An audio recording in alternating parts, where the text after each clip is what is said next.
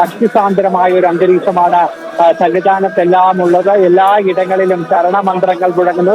ഇത് തന്നെയാണ് ശബരിമലയെ എത്ര വലിയ വിവാദത്തിലേക്ക് വലിയ വിവാദ ഭൂമി ആക്കാനൊക്കെ തന്നെ ശ്രമിച്ചാലും ഇവിടെയുള്ളത് ഭഗവാനിലേക്ക് സർവ്വതും സമർപ്പിച്ച ആ ഭക്തജനങ്ങളുടെ ആ മുഖമുഖ്യം കാണാൻ വലിയ രീതിയിലുള്ള ഒരു ആരോപണങ്ങളൊക്കെ തന്നെ തുടക്കത്തിൽ തന്നെ ദേവസ്വം ബോർഡിനെതിരെ സർക്കാരിനെതിരെ എല്ലാം തന്നെ ഉയർന്നു വന്നിരുന്നു. ഈ വിഷയത്തിൽ എന്തൊക്കെയോ കാര്യങ്ങൾ കൃത്യമായുള്ള കാര്യങ്ങൾ ഒളിപ്പിക്കാനുണ്ട് എന്നുള്ള കാര്യത്തിൽ യാതൊരു തരത്തിലുള്ള സംശയമില്ല. അതുകൊണ്ട് തന്നെയാണ് ഈ അന്വേഷണത്തിലടക്കം പ്രശ്നങ്ങളൊക്കെ തന്നെ വരുത്തി തീർക്കാനുള്ള കാര്യമായി എടുത്തു പറയുകയും ചെയ്തിരിക്കുന്നത്. അതുകൊണ്ട് തന്നെ സമഗ്രമായ ഒരു അന്വേഷണം CBI പോലുള്ള ഏജൻസിയെ കൊണ്ടുള്ള സമഗ്രമായ ഒരു അന്വേഷണം തന്നെയാണ് ഇവർ ആവശ്യപ്പെടുന്നത്. ഇനി വിശ്വാസ തലത്തിലേക്ക് എത്തിയാണെങ്കിൽ നമുക്ക് ഏറ്റവും പ്രധാനമായി എടുത്തു പറയേണ്ടത് 2018 മുതൽ ഇങ്ങോട്ട് ഓരോ വിഷയങ്ങൾ എടുത്തു നോക്കുമ്പോഴും ശബരിമലയിലെ ഏറ്റവും പവിത്രമായ പരിപാവനമായ ആചാരങ്ങൾ ലംഘിക്കുന്നതിനുള്ള ഏറ്റവും നടപടികളാണ് സർക്കാരിന്റെ ഭാഗത്തു നിന്നും ദേവസ്വം ബോർഡിന്റെ ഭാഗത്തു നിന്നത്.